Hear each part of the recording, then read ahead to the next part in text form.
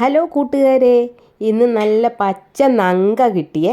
അപ്പോൾ അത് കറി വെക്കാമെന്ന് വിചാരിച്ചു. തേങ്ങ അരച്ച് കറി വെക്കാമെന്ന് വിചാരിച്ചു. ഒരുപാട് നാളായി തേങ്ങ അരച്ച കറി കൂട്ടിയിട്ട്. അപ്പം അതിന് കുറച്ച് ഇലിമ്പിപ്പുളിയും പറിച്ചു വെച്ചു. അപ്പം അരയ്ക്കാൻ വേണ്ടിയിട്ട് തേങ്ങ, മഞ്ഞൾ പൊടി, മല്ലിപ്പൊടി, മുളക് പൊടി, ഉള്ളി, ഇഞ്ചി ഇത്രയും എടുത്ത് വെച്ച് അരയ്ക്കാനായിട്ട്. അപ്പം മീനാണെങ്കിൽ തൊലി ഇരിച്ചാണ് എടുത്തത് കേട്ടോ. തൊലി ഇരിച്ച് നല്ല ഭംഗിയായിട്ട് കഴുകിയൊക്കെ എടുത്തിട്ടുണ്ട്. അപ്പം അരയ്ക്കുന്നതിന് മുമ്പ് ഞാൻ വിചാരിച്ചു ഇലിമ്പിപ്പുളിയും പച്ചമുളകും കൂടെ കറിവേപ്പിലയും കൂടെ ഇട്ട് നമുക്ക് തിളപ്പിക്കുക. അപ്പോഴത്തേനെ അത് തിളച്ച് വരുമ്പോഴത്തേനെ ഞാൻ അരച്ചുകൊണ്ട് വരാമെന്ന് ചോദിച്ചു. അപ്പം അത് തിളച്ച് വരുമ്പോഴത്തേനെ അതിൻ്റെ അകത്തൊരു കുറച്ച് ഉപ്പും കൂടി ഇട്ട് അതപ്പോഴത്തേനെ ഉപ്പും പുളിയും എല്ലാം കൂടെ നല്ലവണ്ണം പിടിച്ച് കിടക്കുമല്ലോ. അപ്പം ഇത് ഞാൻ അരച്ചു കഴിഞ്ഞ്, അപ്പം തേങ്ങ അരച്ചു കഴിഞ്ഞ് ഇനിയിപ്പം തേങ്ങ അരച്ചതും കൂടെ അതിൻ്റെ അകത്തോട്ടേക്ക് നമ്മൾ ഒഴിച്ചു കൊടുക്കും.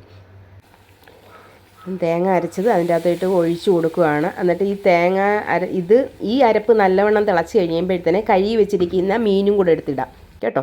അപ്പം എന്താണ്ട് നല്ലവണ്ണം തിളച്ചു. അപ്പം നമ്മളിനി മീനും കൂടെ ഇടുവാണ് കേട്ടോ. അപ്പം മീനും കൂടി മീനിട്ട് നല്ലവണ്ണം തിളപ്പിക്കുക. അപ്പം നിങ്ങളോടൊരു കാര്യം പറയട്ടെ, സബ്സ്ക്രൈബ് ചെയ്യാത്ത ആരെങ്കിലും ഉണ്ടെങ്കിൽ സബ്സ്ക്രൈബ് ചെയ്യുക, ലൈക്കും കമൻറ്റും തരിക, ഷെയർ ചെയ്യുക. നിങ്ങളുടെ സപ്പോർട്ടാണ് എനിക്ക് ആവശ്യം. നിങ്ങളെപ്പോഴും എൻ്റെ കൂടെ ഉണ്ടാവണം. അതുപോലെ ഇത് ട്രൈ ചെയ്ത് നോക്കുക. നമ്മുടെ സാധാരണ കറി എളുപ്പമല്ലേ ഈ കറി വെക്കാൻ. എനിക്ക് ഒത്തിരി ഇഷ്ടമായി തേങ്ങ അരച്ച് കറി വെക്കുന്നതൊക്കെ കേട്ടോ. പക്ഷേ ഇവിടെ ആർക്കും എൻ്റെ ബ്രദറിന് ഇഷ്ടം, പക്ഷേ എൻ്റെ ഹസ്ബൻഡിനും ഒന്നും ഇഷ്ടമല്ല തേങ്ങ അരച്ച് കറി വെക്കുന്നത്. അത് കാരണം അങ്ങനെ വെക്കാറില്ല.